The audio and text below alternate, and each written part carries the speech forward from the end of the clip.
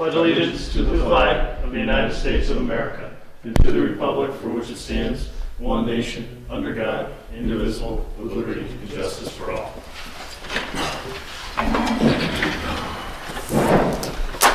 All right, we have some meetings tonight, but they won't start till 7, so we'll start with the departmental reports. I make a motion we accept the departmental reports as submitted. Second. Any discussion? All those in favor? Aye. Make a motion we approve and sign maintenance warrants number 43, 44, and 45. Second. Any discussion? All those in favor? Aye. We have a request from Ted Ondrak Company, Ted Ondrak Company LLC, to move construction equipment over various town roads. This would be an oversized load permit. I think it's an annual permit. Any violation could cause a revocation of the permit. My doctor wanted to get one of these too. Oversized and overweight. Do we have a second? Second. Any discussion? All's in favor? Aye. Aye. We have a common victuals permit for the Fairview Sportsman's Fish and Game Association. And a common victuals permit for the Granby Booster Club. And a common victuals permit for Something Special Catering Service.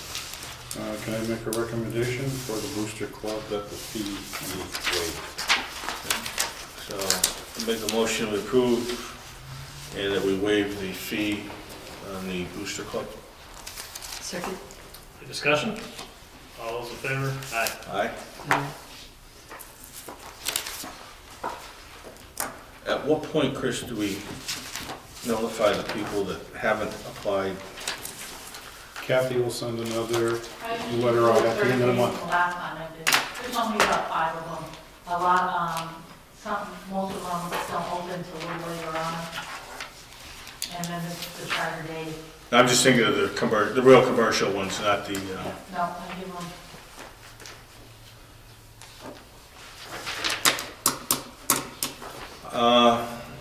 we have the minutes, Mary, did you look at the minutes yet? No, I haven't. Just give me 1 second there.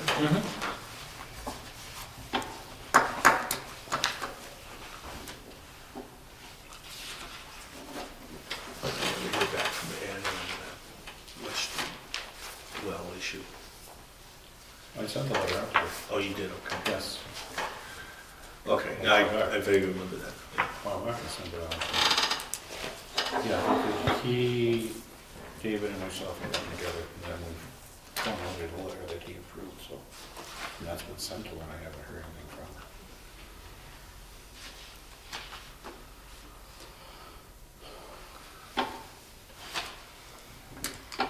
from him. And while we're waiting, I'll let the board know that the West Street School Building Committee is moving along forward with the project. We hit another milestone. We filed our preferred design plan with the MSBA.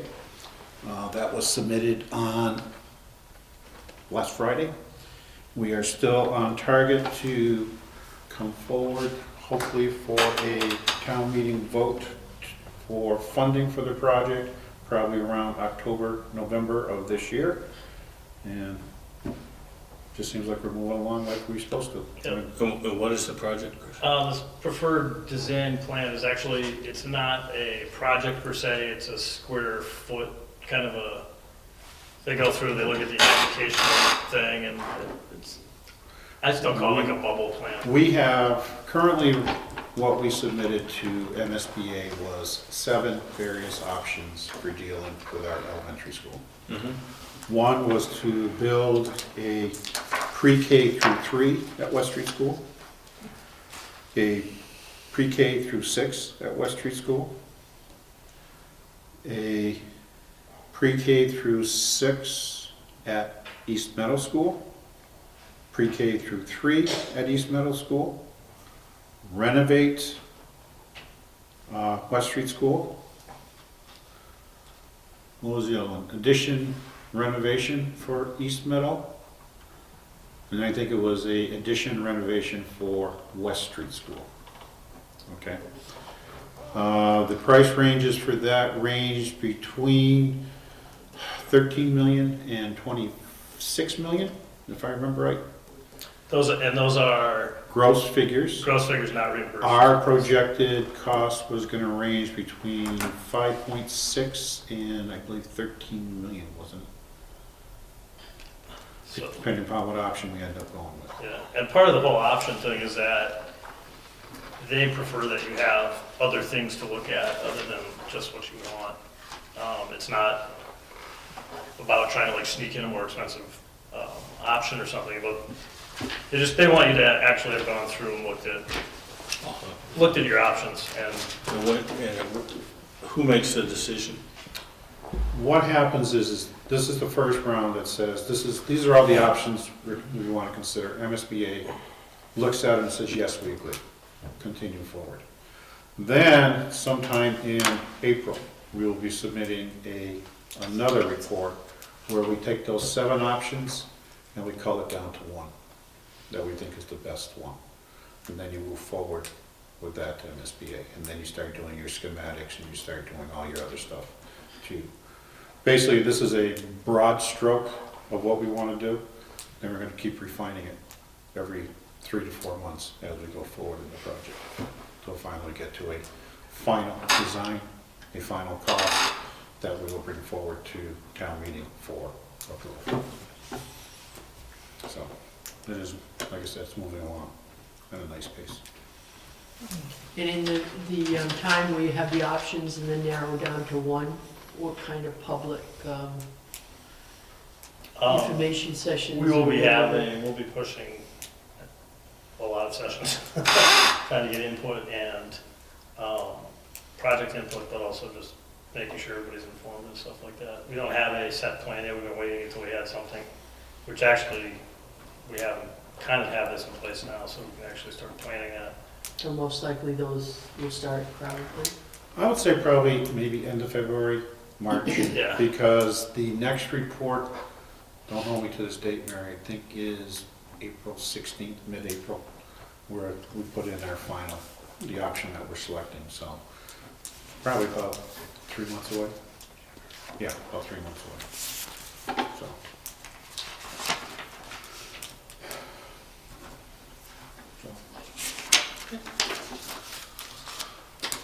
I'm all set on the minutes. Okay, make a motion to accept the minutes of the January 5th, 2015 meeting. Second. Any discussion? All's in favor? Aye. Aye. I'm all set right now. I will be going to the MMA conference this weekend. So, Oh, you will, that's great. that's Friday, Saturday of this week, so. That's great.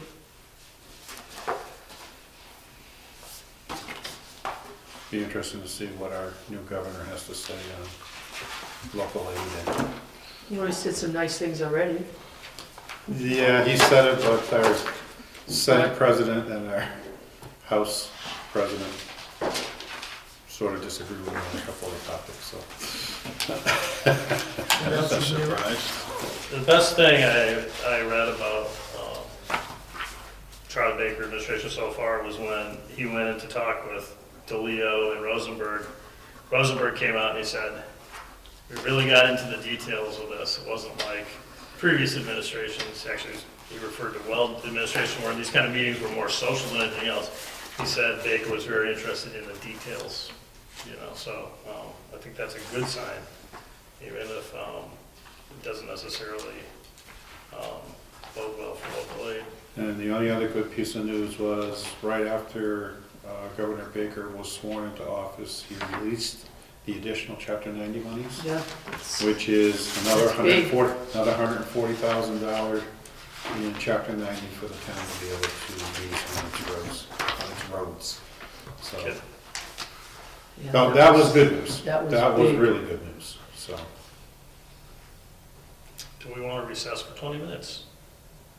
Well, do we have any other, do you have anything else, Chris?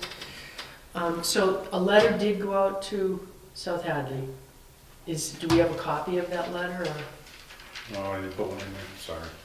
I do have one, I'll get it out to everybody. You will? Yeah. And have we heard any response? And then how we doing on the, you know what? It's coming. It's coming. I gotta lock myself behind the door. I gotta start locking myself behind the door on a day a week. Because we did appropriate that money I know. a couple Yeah. years ago, I know. and it would be, and according to, and I think you can confirm this, you're gonna be at MMA this weekend, and you can ask people around. There's several towns that use SoftWrite, Mhm. and successfully, it saves a lot of time, energy, and headaches. That's what I think you'll hear, so. I think it really is very important that we get that done. And then I just came from a meeting that I was asked to get some clarification on something, and that is, it was a solid waste committee meeting, and there has been talk here at this meeting, and talk by people in the town. Is it the board's intention to, at the close of this contract, to present an underride vote? Is it in the intention of the board? The intention of the board is to figure out what the town wants to do and then do it. I've been thinking about that, how to do it, but no, it's not. It's not the intention of the board. I don't know, what's gonna happen to trash What do you mean? at the end of this contract? It's gonna be up to the people, I would think, right? So I don't think we can answer the first question until we find out the answer to the second question. If we're gonna continue to have trash pickup, it's gotta be funded. Yeah, but, right, but, If the trash contract stops, I think, I said, and I think you said, and I think Mark maybe didn't say, that, yeah, we would support an override to rescind that. In other words, you're not gonna leave that override in place if there's no use for the money, except someplace other than the trash. That was earmarked for trash, as far as I'm concerned, that override. So, but we're not, but it was a I mean, in effect, it was What for a contract term, right? Right. Okay, so the question out there is the board going to support and or bring we're not gonna forward? bring forth. Okay, then that would mean that the only way it would come forward is if a petition came No. to the town? No, No. No. A petition couldn't come to the town? no, that's not. By a that- resident? No, your interpretation is wrong. Okay, What it was is we have a 3-year contract with Republic. right, About 2 years into it, we're gonna go out for another RFP to see what the cost would be to continue curbside Right. collection. If at that point in time, this board decides not to continue curbside collection, to get out of the business, yes, this board would bring forward an underride vote right, in the okay. amount of $360. If the board determined that they didn't want to, after an RFP is out, Yes, then the board would bring that forward? yes, Okay, yes, okay? yep, If you decide to get out of the business, then at town meeting, it was promised that an underride question would be put If we did. onto town meeting and onto the ballot, Right. right. okay? But let's say we go out for that RFP, Mhm, and the RFP comes in, let's say the same as or under. mhm. So most likely this board, I mean, I can't speak for, because the board is the board, it's The always. board at that point in time has to make the decision, are they gonna stay in the trash business, or are they gonna get out of it? Yes. But And it- it wouldn't make sense to go for an underride, just to have to turn around and do an override to vote for the trash again. Right, right. But you have to start, this is what they're bringing up, you have to start thinking about what you're doing in January of 2017 in terms of that underride vote. And so that's just, I'm more clear now after this. I would And I say, think- as of July 2016, we should start working on the RFP, hopefully get Eileen Yes. involved, or whoever is doing it, if she's no longer doing Yeah. it, to come and help us go through the process that we went through. And we're gonna have to get that contract approved too, right, from town meeting? New I'm contract. pretty sure, yes. So we'd have to get the new thing done. If the town meeting decided not to approve the contract, Then we, then we'd be out of the trash business, and then Go we for would another underwrite. pursue the underwrite. right. Right. But we're not looking, I mean, as far as I'm concerned right now, I don't see doing anything other than what we're doing. Well, I think that depends on what the committee comes forward with proposals. I mean, that's your charge, is to Right, bring us a plan, so yeah. we're gonna have to look at the whole picture, I think. Now, if the town decides maybe to start up its own transfer station again, then you probably will not bring forward an underwrite vote, because you're gonna have to fund that operation somehow. Okay. So, but to make the decision, That's all I'm saying, you have to wait to see what you're gonna be doing. Yeah, so it's fair to say that in July of 2016, this board will begin the process of getting an RFP together for the following year, Yes. with most likely the RFP being decided, the proposal, a proposal being decided by January. January, February, yeah. Yeah, okay, Just like we did on this last process. However, if Yeah. your committee were to come in with a report, I don't know what the timeline is, that says we should open our own transfer station, then I think we're going in an entirely different direction, and we Yeah, but may you not can't go for an exclude. RFP. The only thing is, you've got to be working like simultaneously Right. because of the time frame right now. I mean, transfer station is a year, once it's decided and it's approved by town meeting, which is a process in itself, it takes a whole year to construct if it's a Absolutely. full. So, But if- all I'm saying is that there's timing issues that have to be understood by everybody. Right, and I think that's why we wanted that committee to move along Yeah. and come in with an answer, so that we could say, okay, this is the direction we think we should go. And say we were to, just say, for example, you're gonna come in and say, okay, we think we should build a transfer station. And we go to town meeting, we need enough time, if that vote fails, to do another RFP and Right. and all of that. Or vice versa, if we think we're gonna go, stay with the contract and it comes in way too high, we may say, well, maybe a transfer station is the better option. So you're right. Yeah. But I think that's one of the reasons we wanted your committee to really move and come up with an answer.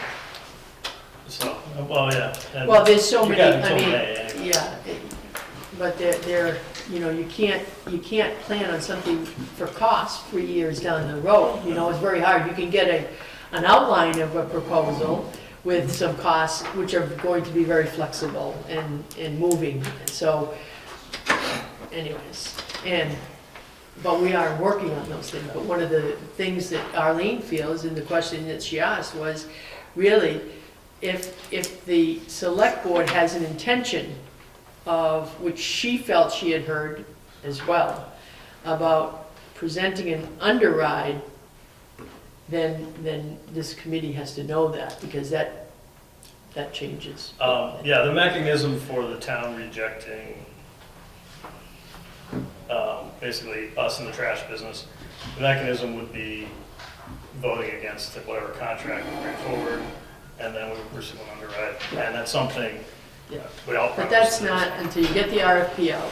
The Yeah. RFP is first, decided on, and then go from there. I think the question came up as to what happens 3 years from now if we're out of the trash business, what happens to that override? And the answer was we would support it under. But at least my intention is that money's geared or voted for trash disposal, Yep, whatever that method might be. Because if the town is paying for trash disposal, that's what the other override was voted for. Yeah, it was a if. but then, if I hear you correctly then, Lou, Yeah. no matter what then, you would probably, you as a board member might not support any kind of underwrite, right? If that's Well, what you're it saying. depends, if you're, again, if Because you're it's coming for for a trash. transfer station, that's your recommendation, the town would have to vote that. If the town voted, yeah, we want to go for a transfer station, then I would think we have that money already voted as an override to use that to fund whatever costs there might be associated, if the numbers work. I mean, I don't know Yeah. how the numbers would work out. What I'm saying is I would not be supporting taking that override vote and putting it towards budgets. Oh, no, yeah, no, That's- yeah, yeah, yeah. Okay. Seven. Do you want to start early? Why don't we, yeah, Dennis? come on down.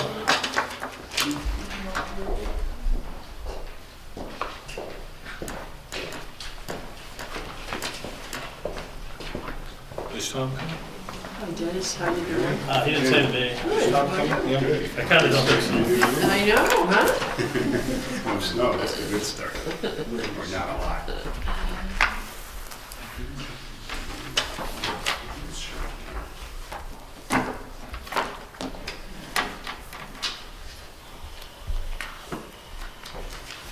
All set? All set? Okay, great. I have a handout, so we could just kind of follow along, might be a little bit easier that way. That's the form. I do. Yep. Yeah.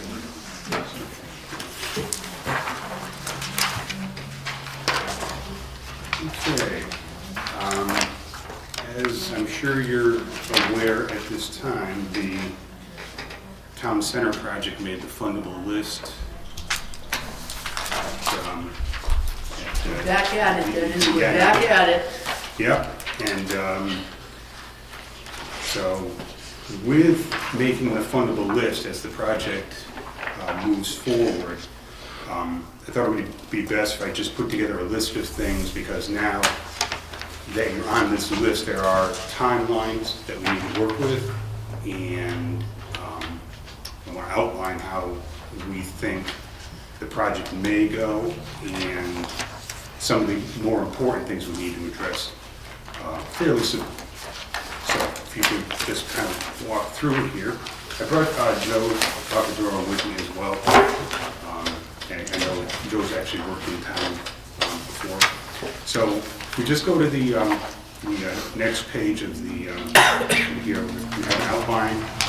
You know, I'll review the SRF project, the USDA projects, funding options, and what I see as an action plan as we go forward. Some of this is a little bit of history here, the town center sewers, you know, from Five Corners. It's really a little bit further east of Five Corners to approximately North Street, and, you know, go a little bit north as well. But generally it's the town center that we're looking at right here. The estimated project cost as presented to the SRF is $7.6 million, which we've seen before. Another project is the high school. Erie Serviced is the high school property. We estimated that at $3.3 million. And then there was also a further project as we go further and further east, the McDuffie School property. And also, design costs are separate. We separated those because with SRF, design costs are not included in SRF funding. Construction costs and other costs are included, but it's always been that way. So we're looking to have USDA pick up that portion of it. The next page is just a description and a graphic of the projects as we see them right now. We show the Five Corners project, the pump station from the high school, and then from McDuffie School as well. That's as it was envisioned as we went in for the SRF. So the funding process on the next sheet for the SRF program, you know, $7.6 million approved. It's a low interest loan. It's 2% for 20 years. It's a bit higher if you go with a 30-year program. Importantly, the debt authorization commitment by June 30. June 30, June 30 of this year. 2015. Right. Okay. So the project would need to be approved at a town meeting prior to June 30th. After that, You can reapply again next year, but they will drop you from the list and move on to other projects.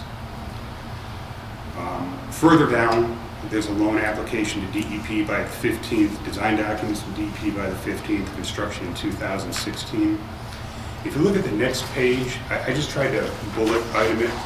The next page has an actual detailed timeline for SRF. This was pulled right off the website, and shows you all the various pieces of this design, this construction, this application, how it folds in with DEP, how the Water Pollution Abatement Trust, works as far as the schedule goes, and what the town at the bottom needs to have in place. There's a lot of moving parts on this, but they all are able to be done in the time frame needed. It's just that, as I said, we want to make sure we're timely and move forward quickly on these, so that we do make these important deadlines with the DEP and the trust. So that's the SRF piece of it. The next page, I talk about the USDA part of it, and we've had some discussions with USDA over the past few days, just to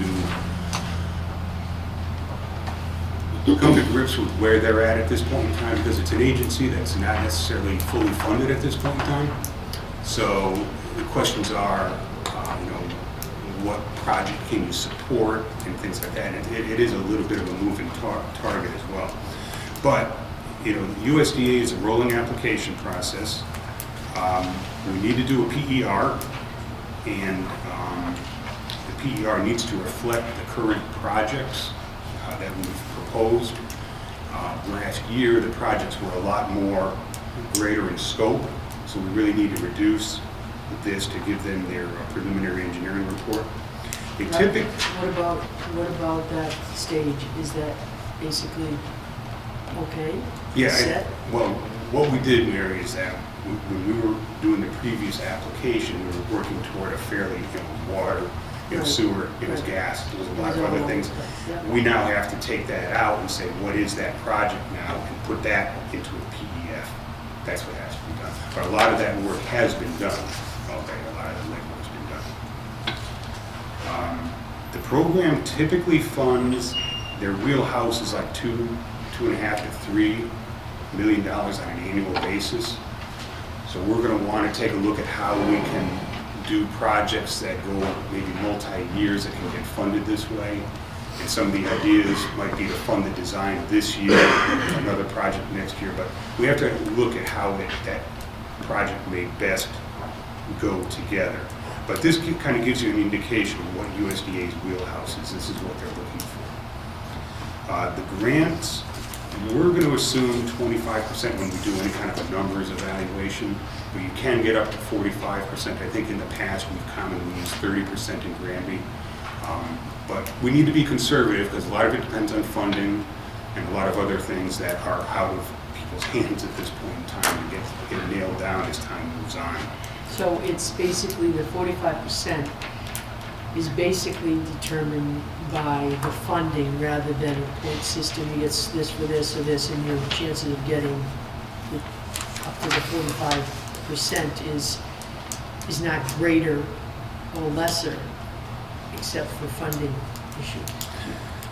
I wouldn't be able to actually say that actually is the case, Mary. I'd rather go back to USDA and ask them how they come up with their numbers, because whenever we've applied for these before, you apply and they come back with a formula, and it always kind of, we look at it and say, well, how'd you get there? So it does vary a lot. So I think I wouldn't be able to say, be able to effectively answer your question. The loan interest varies as well, depends on, as of right now, it's about it is actually 3% right now.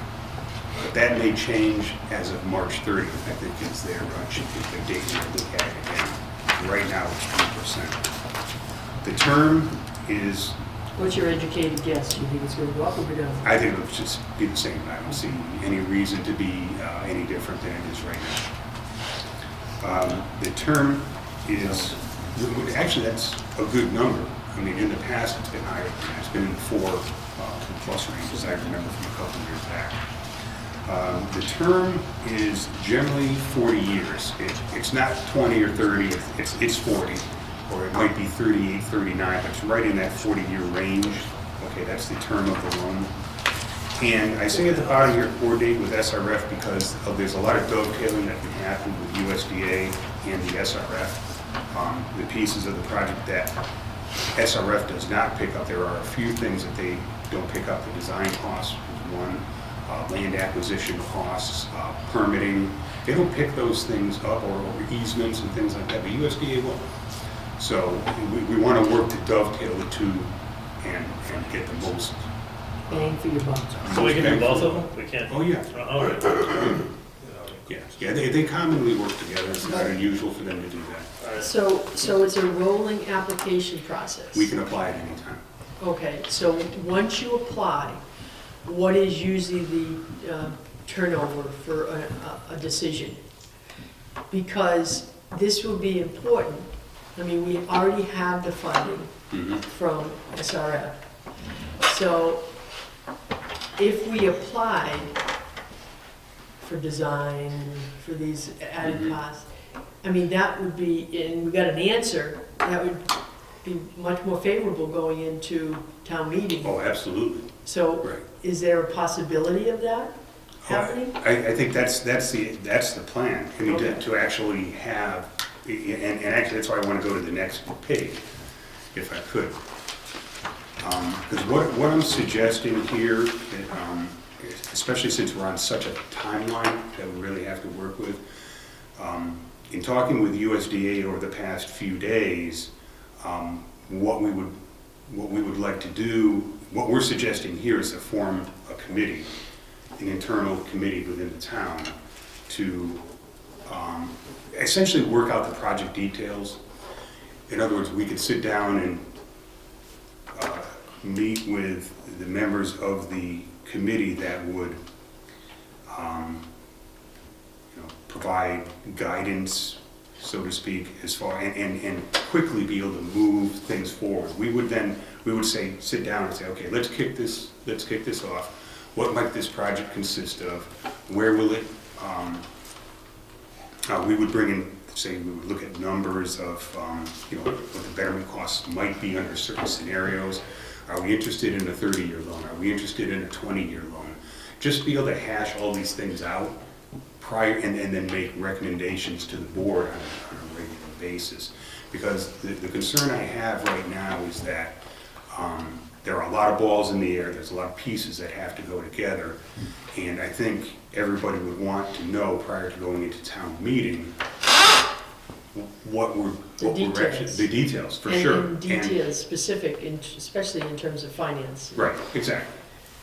And scope of project. And Right, what the scope is going to consist of, what's actually included is, in the high school piece, yes, it's absolutely included. This is what it's going to consist of. Is that going to be 20-year loan? Is it going to be 30-year loan? There's all these pieces that have to be kind of hashed out, and the desire that I have, or that we have, is that this, I think, will happen quicker if we can get a group of people together that we can meet with and kind of work out these details, report back to the board of selectmen, get input, and then kind of continue to move on. Because as you recognize, it's going to be important from USDA. We'd look to have USDA come to the table too and sit down and say, okay, what's your plan? What's your funding at this point in time? What is the, what do the rates look like? And then we'd all put it all together to be able to come up with a plan that would work. And then what we would also suggest, do a public information type of program afterwards. So over the next couple of months, we try and hash this out and to get the information program together. What is this project going to cost? What's it going to consist of? And all that prior to any kind of a town meeting. So that's what we're thinking. Okay. It's January 20th. I know. Okay.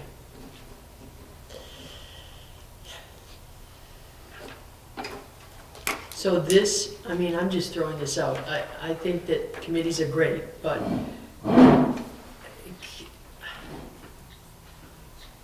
it might slow things down here, unless, so is there any other way we can, I thought we needed an ad hoc committee from the beginning, and said that, because, I mean, I don't really have a lot of time to work on it myself. I got the school building committee thing going. And I was speaking with Chris this afternoon, and he thought we could reach out to planning board, Yeah. board of health. I spoke to Tom Hamill, who does all the sewer projects in Chicopee. He said he'd be willing to serve on. Yeah, he was at a couple of these meetings prior to this, Yeah, right? so, and he would be willing to do that. Other person might be good, who's just a citizen, but a guy that I've come to respect, is Joe Fernandez, who had a lot of questions about the sewer septic system over on Smith Ave.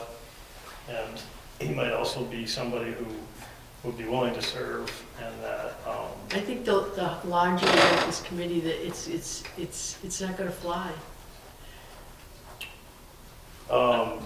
And to get people involved who haven't been involved yet, I know that Tom has come to the meetings, but it's a whole learning thing as well.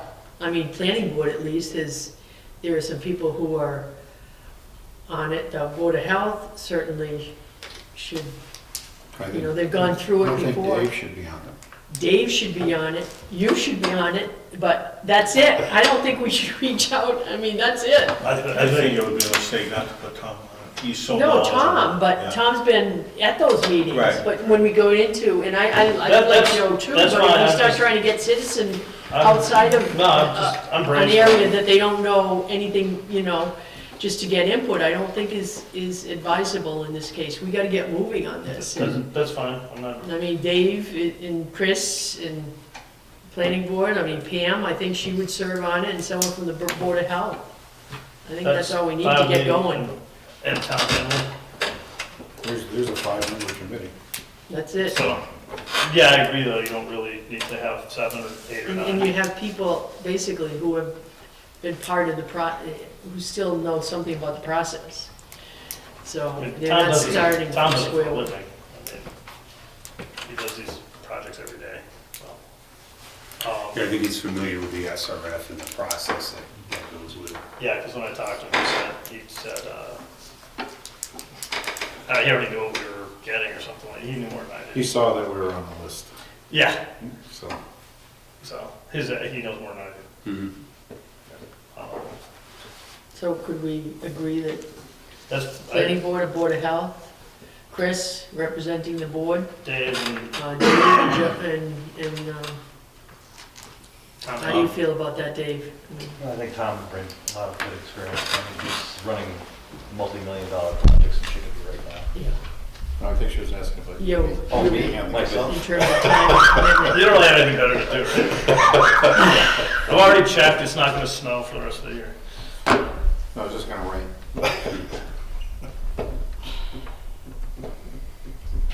Hopefully it's not too many meetings. No, I don't really think so. I mean, we do have to move forward, but I think it's important to get input from USDA. We did talk to Len, he'd be willing to come down and explain the program, because it does fluctuate. They aren't fully funded at this point in time, and he needs to call a couple people and talk to them about the scale of the project, what they think they can cover, what they think they can't, because depending on what they can and can't or are willing to commit to, will depend on how the project debt gets figured out. So what, as a board though, are we saying that our project scope, the scope of this project is going to be this? That's the SRF piece of it there, yes. Yeah, so from McDuffie to, Now you're going. No, with the town center is the SRF piece. to North Street, Yes. Right, that's the project for the 7.5. 7.6 or 7.5. Okay, $7.5 million project is to extend the sewer line from Finn's Hill Right. to North Street. Is that- Or just a little bit beyond the. Just a little bit beyond, right. Is that the Then green, then, which you have a green there? That's the green part, yes. then if you extended the project, it would be 7 million more. No, it's 3.3 to bring in the high school. To the Yeah, high school. and then 3.6, so it's almost 3, About a $16 million project, yeah. 15, 16 And million. USDA would be involved in, we'd have to look at the McDuffie school piece of it, because that's more of a private kind of a Yep. thing. But the USDA they would be involved in. Up to North Street. They would be involved in whatever SRF doesn't pick up, they would want to be involved with that right from the start, because they would pick up the design costs. They would pick up, any land acquisition costs or easement costs or things like that, they would pick that up. But then beyond that, SRF stops at North Street. Yeah. Because it was all part of the CWP. Yeah. Beyond that is USDA funding. So Beyond that. we would have to really determine if McDuffie was still. Right, wanted to be that's involved. part of the things that I think the committee has to kind of like track down. So if they're out of the project, then basically that last portion of it is probably not gonna happen. Right, right, if that becomes, the USDA looks at it and says that's a private entity, we can't do that. Can it still be part of the project? Sure, but it's a different cost. So, those are the things that would come into play. Because my thought was that they've gone in a different direction, I don't know. that Have they for sure. definitely? That's the way they're leaning, I think, I don't know for a fact, but. I just think it would be worth We have to talk to them. yeah. Oh, absolutely. Before, But I didn't know not if the before, I mean, timing they have was- they have to know that we gotta move forward. Are they in or are they out? And we have to go on that premise. I think the timing for them wasn't gonna work, I don't know that for a fact, but from the original conversations we had. Yeah, But certainly we have to, so who's gonna contact them? is that something the committee would do? I can fire an email out to Stephen tomorrow. Yeah, If you Steve and CC Carol, because she's been attending. No, I'm just saying, but yeah, and just ask him that, we received notification, we funded for, Can you just explain to him that we have to move, our timeline is very aggressive? Yep. And that we need a commitment or a non-commitment within a week, by the end of the week, yeah. or by the end of the Or, month. By yeah, January 31st. yeah, we need a commitment Yes. so that we can, okay. So that's where we're at. I mean, we've been through this before, so this is not unusual.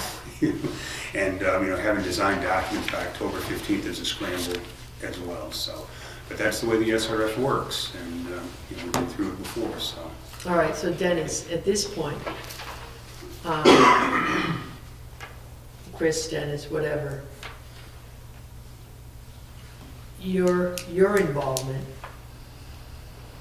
is not under any contract Right. going forward. Right, exactly, So the funding to keep you in the loop right. is gonna cost us. There'll be costs for sure. And so how do we go forward with that? I know, I need to know what costs before I We mean, can what have, kind we of- can have Dennis drop a proposed budget. I can get it out to the board members, and each board member just contact me whether they have an issue or not with it. And I think what I would want to do though, Chris, as well, is to talk to you about, as far as the committee goes, on the committee, who might do certain things. In other words, that would be out of our, say, scope, so to speak. So, we should have that discussion. the volunteer committee that's gonna have many tasks for a big project. Okay, We appoint that committee.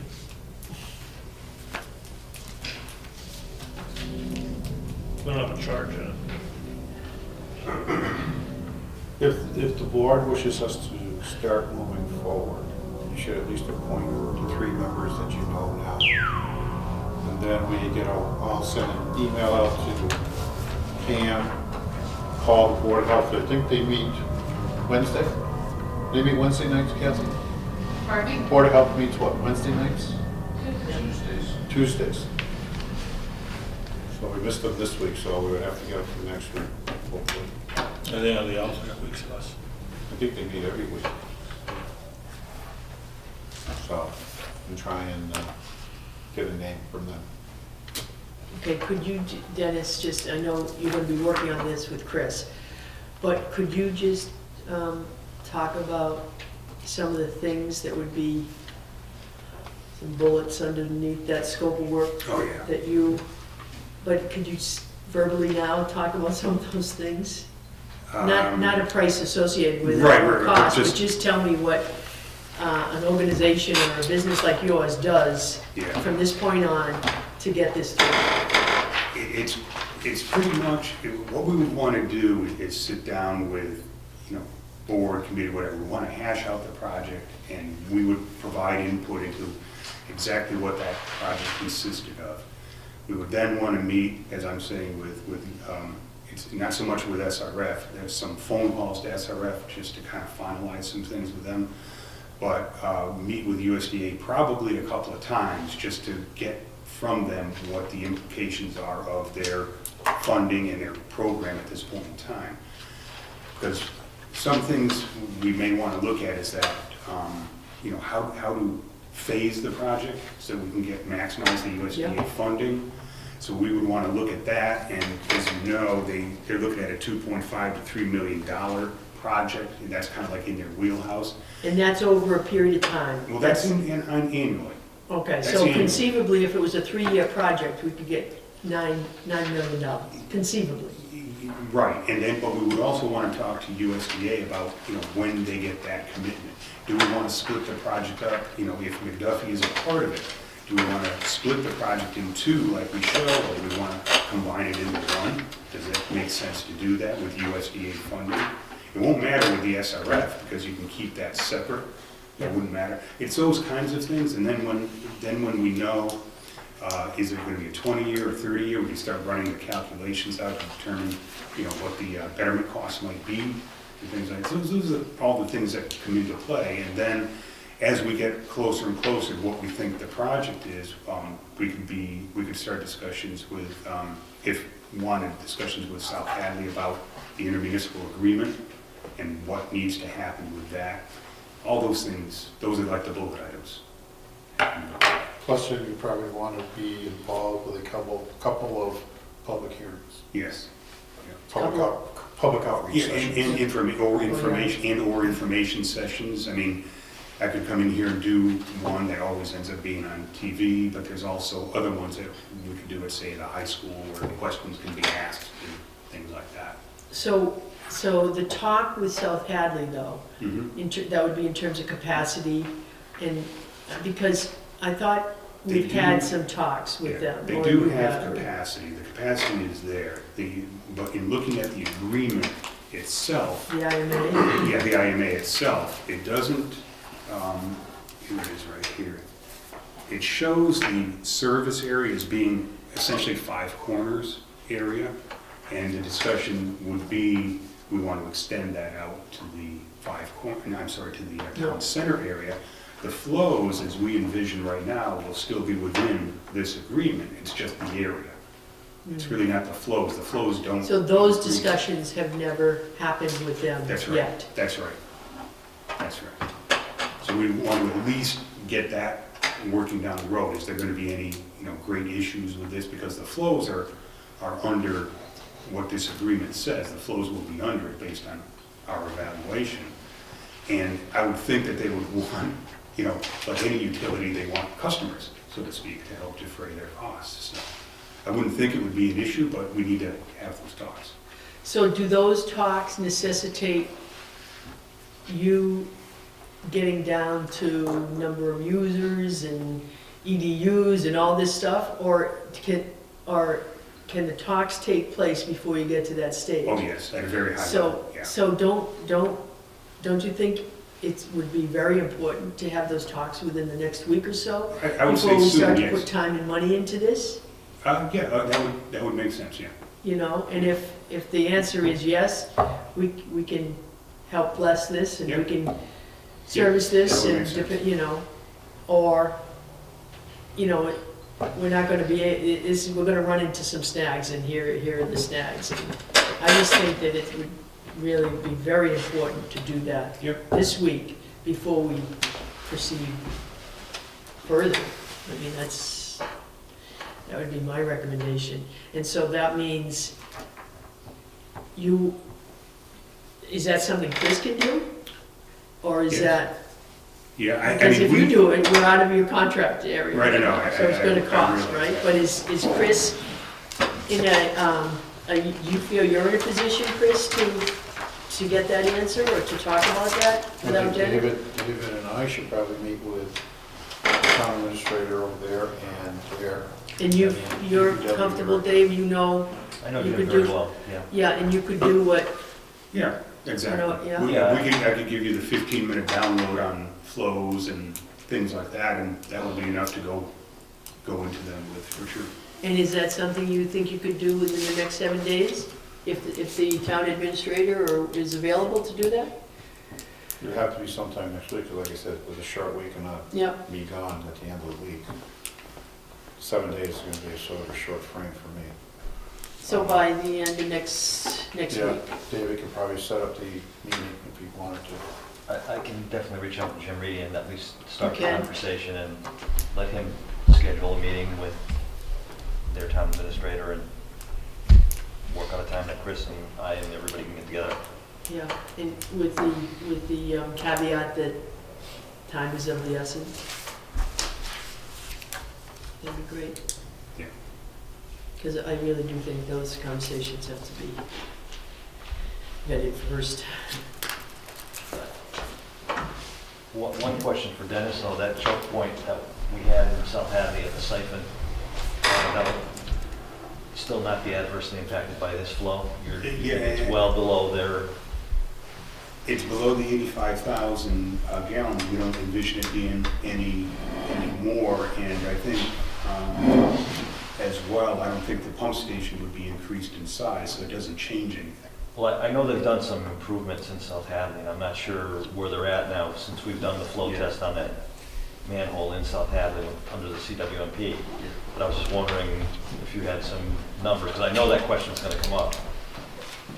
Yeah, I think that would be some of the discussion that we would have before you go in to talk to the people in South Hadley related to that.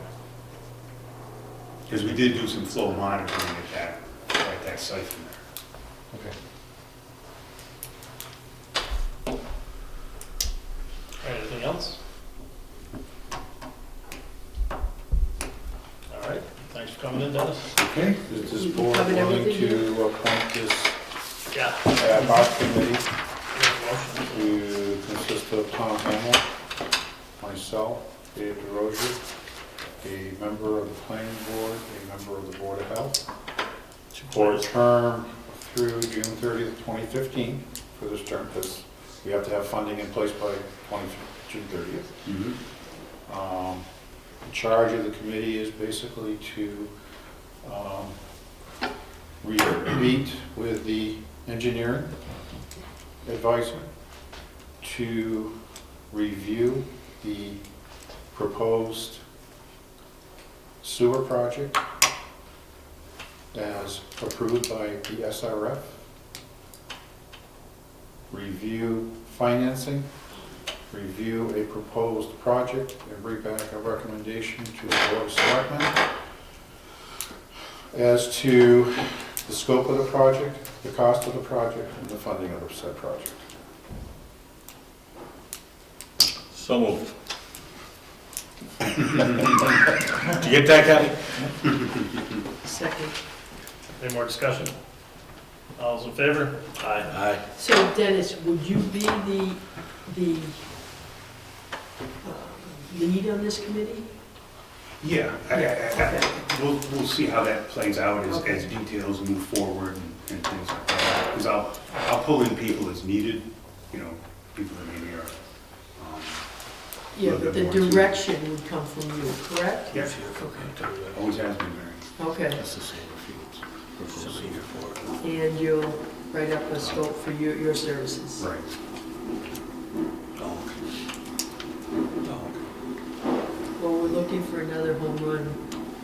It was nice, huh? Yep. Yeah. Because initially it wasn't on the list, and they reached down.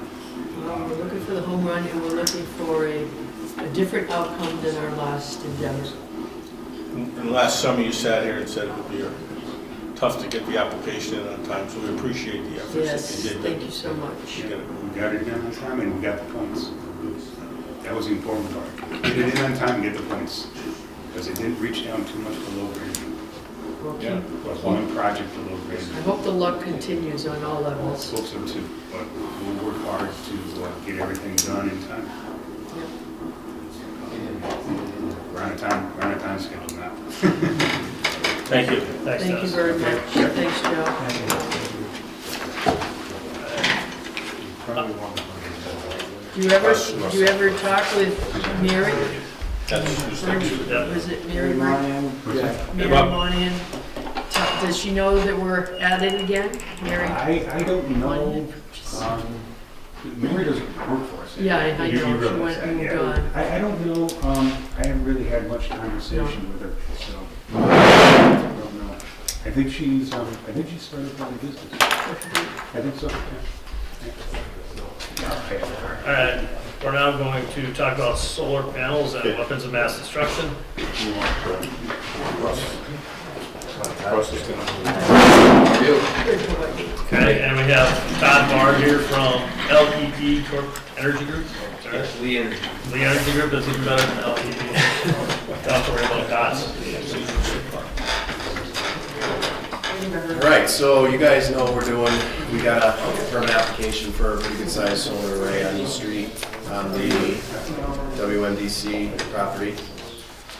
And before moving forward with permitting, I thought we should get something in place for the lack of taxes that property's been generating for us and it doesn't lay dormant.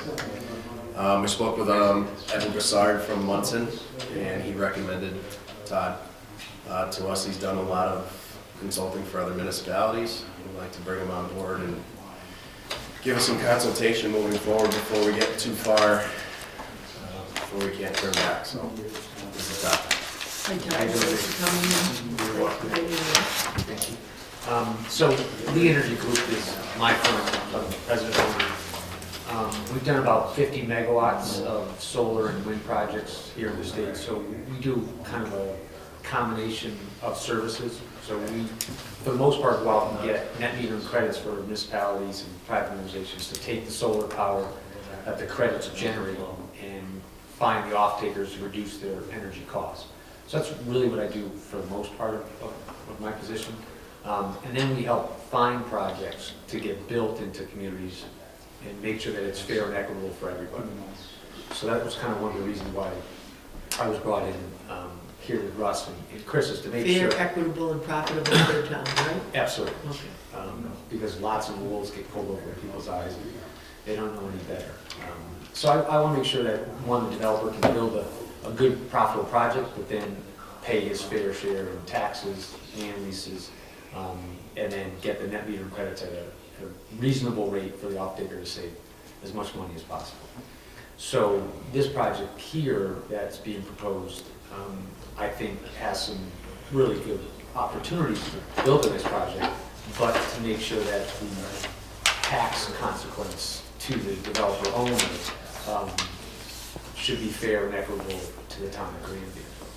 So we met earlier, and I just wanted to get some information to go out and start to do some research, because the solar bylaws have changed since they came out in 2009, and they keep changing, which is the unfortunate part. So you had SREC 1, which is the most lucrative solar program. Now we have SREC 2, and soon to be SREC 3 or something else. So the incentives continue to go down, the tax credits continue to go down. So I will do some research to find out a little bit more information, because I don't get involved on really the developer side, other than I know enough to be dangerous and stupid sometimes. But I know the people who have all the answers, and I can go to them and say, okay, is this project doable? What are the consequences to it? And then what are the potential tax opportunities for Granby? Because that's really what you guys are looking at, the loss in taxes from the residents, homes that are purchased and demolished, And now we should be able to compensate for the solar project that could pay some sizable tax revenue to, and that's really where I would do some work and help you guys figure that piece out. And then sit down with whoever this developer may be to map out what their strategy is. Can you, I was hoping that you could give us some ideas of what other towns do. Yep, absolutely, good question. So when the developer comes in, there's two ways that they look to get some sort of relief for taxes, whether it be assessed value or a pilot.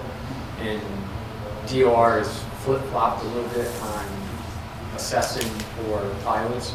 And from a developer standpoint, they like the pilots because it's predictable. You know exactly what they're going to pay for the 20-year contract or 30-year contract they're going to. Most of these contracts are a minimum of 20 years.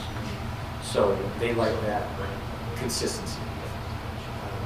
So towns now are getting anywhere from 10 to 12,500 per megawatt.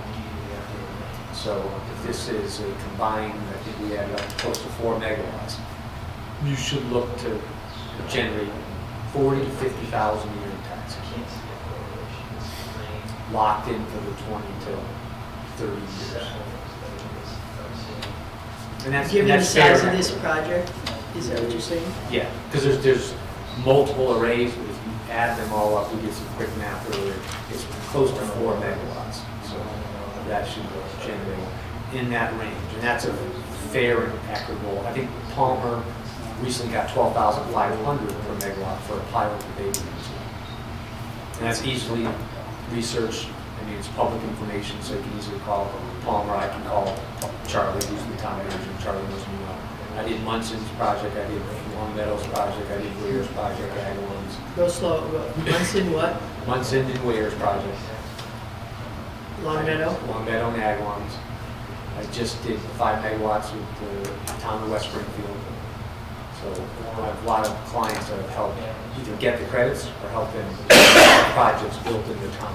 And that's one of the things that I presented to Evan was how do we get more projects in your town to generate more tax revenue for your community. So they're going to be built somewhere in the Commonwealth. If you have land available, let's get developers who are interested in bringing ones to Granby or to Munson and get a good tax equity out of it. And if there's town land that's ever going to be developed, we'll look to put solar on those parcels and get a land lease out of them too. So not only would you get taxes, you would get lease revenue off of it. And in land that's just never going to be used, never going to be developed. You still own it.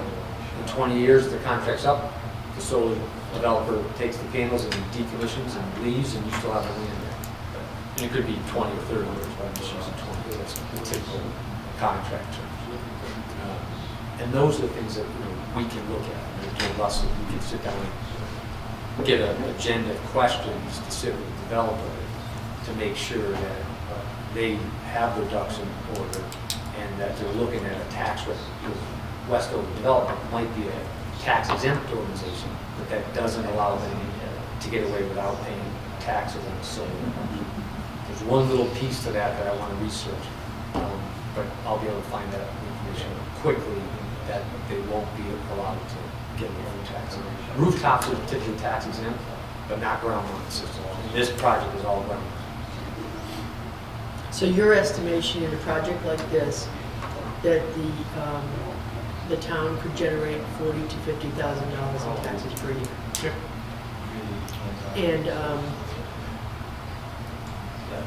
And I heard Russ say, or you say, that you're a consultant, Yes, so your services aren't free. they are free. They are free. Oh, that's the right price. And about what we can afford. So there's some things that I do for free, and then there's some, of course, that I don't. And this is one of them that I do for free. And, okay, and why do you do it for free? I just think it's the right thing because developers don't always do the right thing, and they don't always tell the truth. Some do. I don't know this developer. I don't know if they are. But the first thing that developers should do, and I talked to Russ, is they should be sitting down with Russ and Chris, walking through this proposed project, because they know they have to pay taxes, or they should know they should be paying taxes. Yeah, but they do, but they don't know what it's based on yet, right? Well, all of them know what the going tax rate is, absolutely. They don't know what the assessed total could be, because that could be, And aren't the taxes gonna be on the assessed total?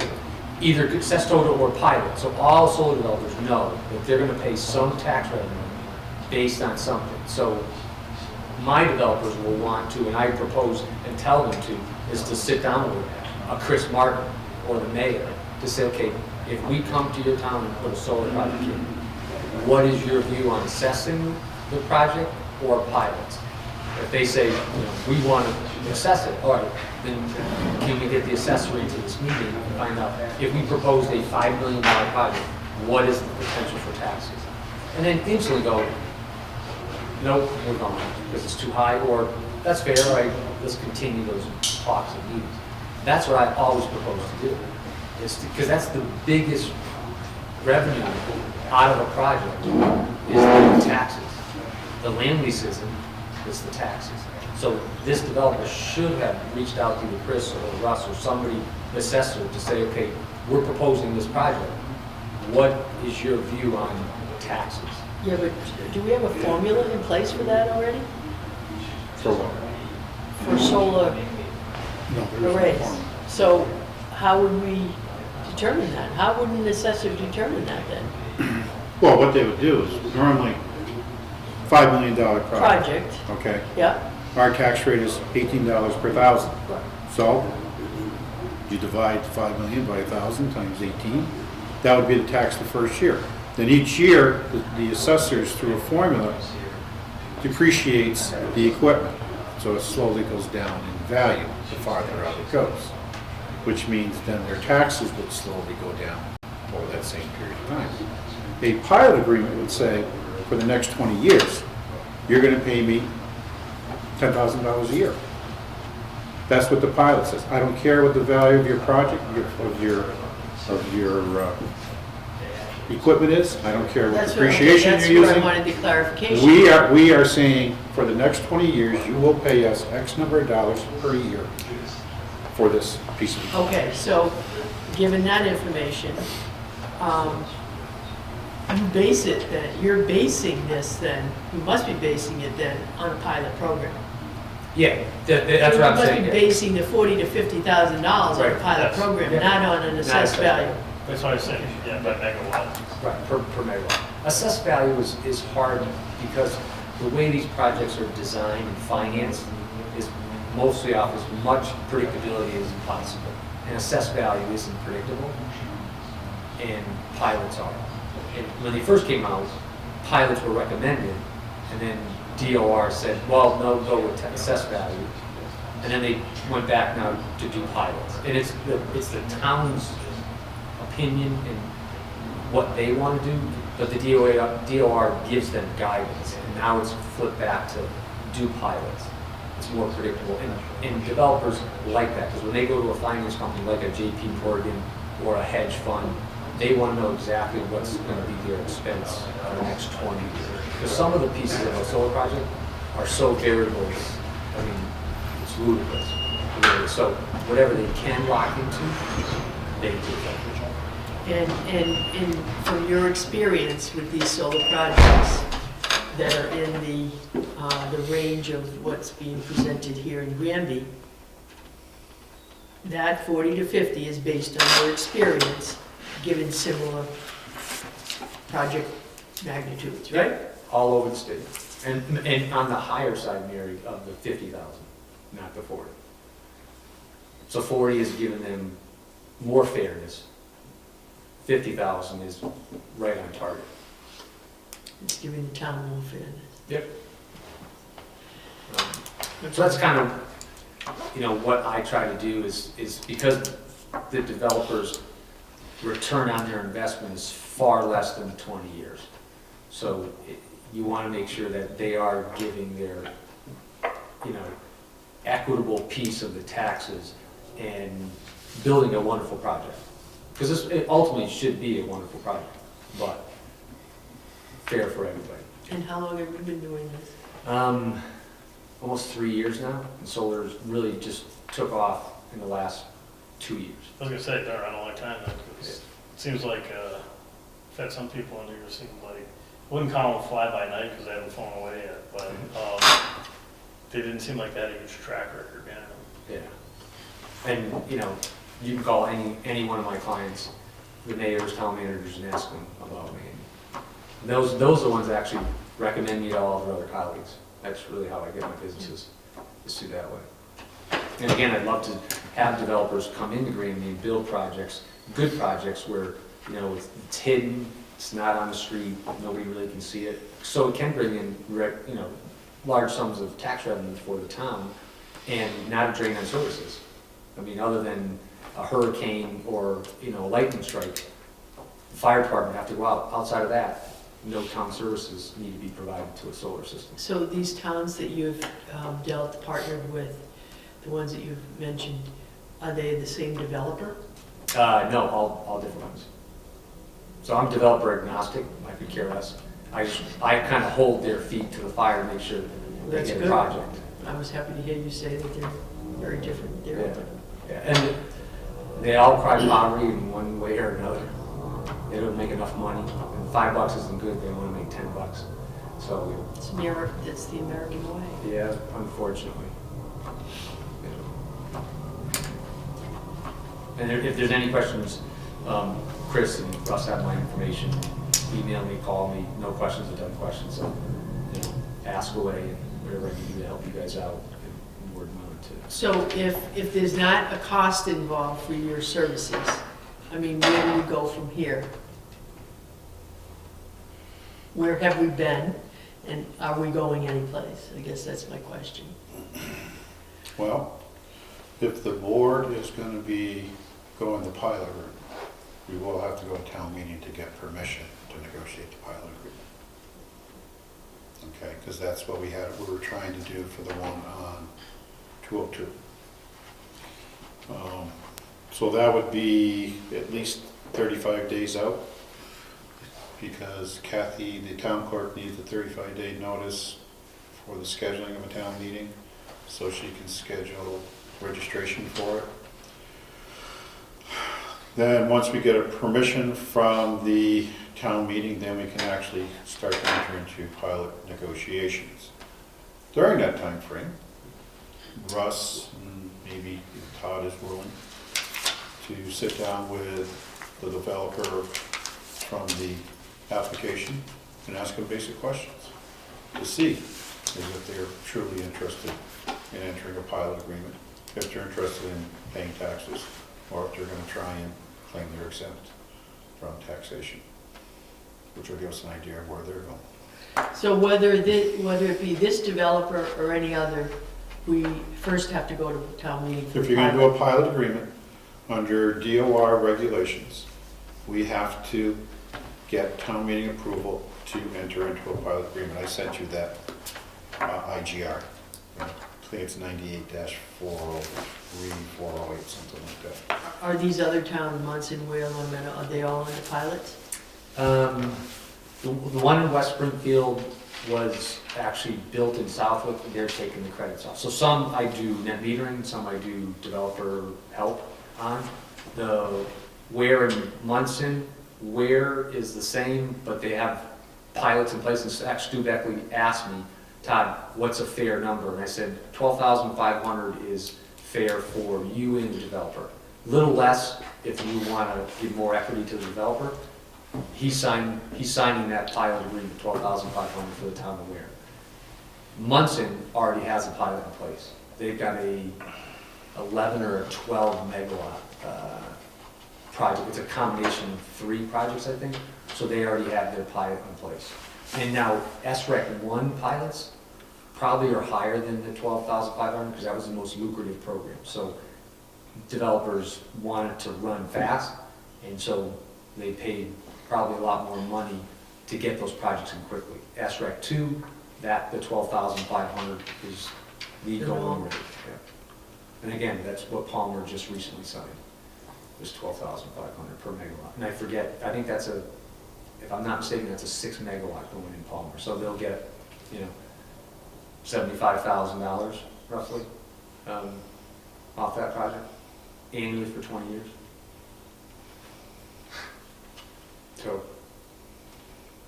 Nice revenue stream. I'd almost pay our building inspector's salary. So does that, in the area that that they're looking at, do we have an idea of what we lost in taxes? Like how many Not off houses the they top took of my head. there? I'm sure the assessors could give us that information. I think it was 12 to 14 homes. Called to 14 homes. That's probably about 40 or 50,000. Those are small homes. And we have a little bit of time as far as permitting goes in that they're all over 250 kilowatts, so they have to go through special permit, site plan approval, and planning board. So right now, I'm gonna draft a letter denying the permit based on those parameters of the bylaws. And then they've got to get all their paperwork put together for the 7 individual projects. They wanted to pull one permit collectively for the whole entire project, and it's not gonna fly. We gotta have individual projects, individual permits per project, which is gonna require special permit, site plan approval per For each project. Right. Each project's over 250. Yeah, the smallest one's 360, the largest one's 650. Where do the other 2 proposals stand, you know? Other what two proposals? Partika had one, Partika. Hecate. Yeah, Hecate, neither of them has said anything. Neither of them have come to the table discussing it. I actually pulled out Hecate's file from when Don was here to look at what his research was. But, you know, my opinion is the quicker this is in place, the easier it is for the developers to look at the town, say, oh, you know, this is what we're up against. Whether it becomes a more favorable thing or not, at least we're protected, you know, the town's And yeah, as long as we use other towns as models, I Sure. mean, it's not like we're doing something out of the ordinary. I mean, we're not, you know, we won't be gluttons, you know, we're going to go with what's already, some models that are already in place and what's happening. And then if you get a project that comes in that, you know, has some valid reasons for paying less than that 12,500, it would be your decision to say, okay, yes, because Oh, it can be variable? that would be up to you guys. I don't know that, so here again, I'm going down a stupid avenue because I don't know enough. I would say, case by case, if the guy's got astronomical upgrade costs from an electrical standpoint, from National Grid, you know, the transformers have to be replaced. So that's some of the unknowns that they don't know until they start going down that path. That's why maybe Partika and Hecate, I don't think Hecate's even around anymore. They're the ones that built the Munson project. But our last communication with them was within the year, no? The guy came in and then they didn't go to the planning board. They hadn't been to They the hadn't thing, gone through so- the, That was within the Proper year, they've been sequence. before us. Okay. I haven't heard, I have no hair from that company. in that's kind of quite a a while. not by the fly-by-night thing. Yeah. And then- So, Who's the one that we talked to and didn't go anywhere with? Andrew's referral? Yeah. I can't remember who that one was. yeah. But quite a few of them, and even some of the large ones have gone. RGS, which is a national firm, huge residential, huge commercial, they just folded their whole commercial side of the business. And it shocked me, and it happens. I mean, what happens if they fold? Once the project's built, Mary, nothing happens. Solar projects can't go bankrupt once they're up and running, because they make money. As long as the sun's shining, that system is making money. It's like a printing press for money. And as long as it's sunny out, somebody will be making money, whoever owns that project. So the developers can go bankrupt because they overextend themselves, like any business owner. So that part happens quite a bit. But once the project's up and running, there's an owner, investor, and he cannot go bankrupt unless his company overextends itself with its business practice. But that project standalone is making money. So somebody will come in and buy that project, bar none. I've never seen a solar project go bankrupt and sit there. I've not seen it happen yet. Can it happen? Sure. I mean, lots of things bad can happen. But they make money the second they get turned down. That's why a lot of them, the first projects that were built were really funded, I told Chris and Russ earlier, were by hedge funds. And hedge funds, you all know, I'm sure, that they need huge rates of return. So they jumped in first and made lots and lots of money. So now it's the cheap money investments that are coming in, and that's really pushing the industry even further. And that's why the developers can pay higher taxes, because they're getting funded by cheap money. They won't tell you that, but I will.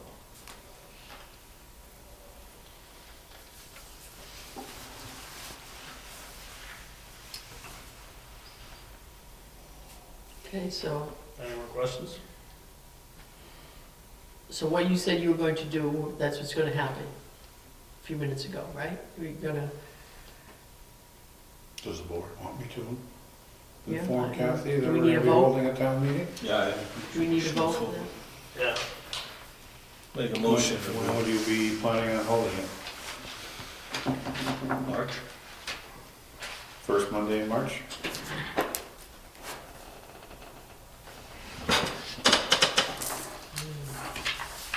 Does that give us enough time? Yeah. Because the third Monday in February is a holiday. We can't do that one. It's President's Day. Well, I don't think that would be 35 days. Yeah. Yeah, it would. And this is something that really we shouldn't wait till the regular town meeting? No, I would, Special. because if you have to wait, then you can't enter into a pilot, which may jeopardize the I project. wouldn't wait. I would say, and that will, what Russ stipulated earlier, that will encourage developers, and some of mine too, I would say, hey, you know, Granby's got a pilot in place or moving towards a pilot, and, you know, if it's 12,500 a megawatt, that's fair and equitable, they will wanna start coming in talking about In building future projects. your opinion, are we better off keeping that pile lower to encourage more customers, or? I know, because I think that 12,500 is a fair and. Plus, we have the good number. land, right? I mean, people have land. I don't know, Granby's either wet or rocky, you know? And I might be correct in this too, that I think you don't have to approve the 12,500 number, you just have to approve a pilot, and then you negotiate. But that's a number that should always stick in your head, that 12.5. So make the developer show you why he can't afford 12.5. And that might be a logical argument for that. I certainly would want to listen to his argument, because I'll understand if he's telling the truth or not. Because I can easily make some phone calls to the utility company and say, is this cost? Or you guys can request, well then show us your cost. Where's that? Because if he's a mile from a substation for three-phase power, the going rate is about $1 million a mile to run cable. Because large projects have to backfeed power to the substation, because you can't consume all that power in one given area. Especially on a Saturday or Sunday when businesses are shut down, who's going to use that power? It's a huge amount of power. So they make the developers run a wire, or the National Grid does all the work. But I've heard it's like $1 million a mile. So if he had a logical reason and said, hey, I gotta run it back, well then you decide, okay, then maybe we don't charge him 12.5, maybe we charge him 10. You know, so he saves, you know, $15,000 a year for 20 years. He's gonna save $300,000. He'll build the project, because ultimately you want the project. So, you know, you gotta make sure that it's fair and equitable, so he comes in and builds it, and you get the tax revenue. You don't wanna kill the project just for a few dollars. So that's your job, and I can certainly help out with figures as these projects come down the road to tell you what's the kind of going rate for pilots. Because if that cost isn't there, then absolutely you should be able to get the 12,500. You know, that's a very hard number and a good number. Okay. Any more questions? Comments? All right, So do thank you you for coming in. need a motion, Chris, to do that or not? Or do you want me to pick a date with Kathy and the board is fine? A Monday? Yeah. Okay, Monday in March. Yeah. Thank you so much. Here's Art. Really getting the last one, so I apologize. Thanks. I'm Thanks, Russ. You're welcome. And again, Chris, please We're all call, email, set. All the anything. things left, all right. Thank you very much. Enjoy the night. Thanks, Todd. You're welcome, thanks, Chris. Anything else?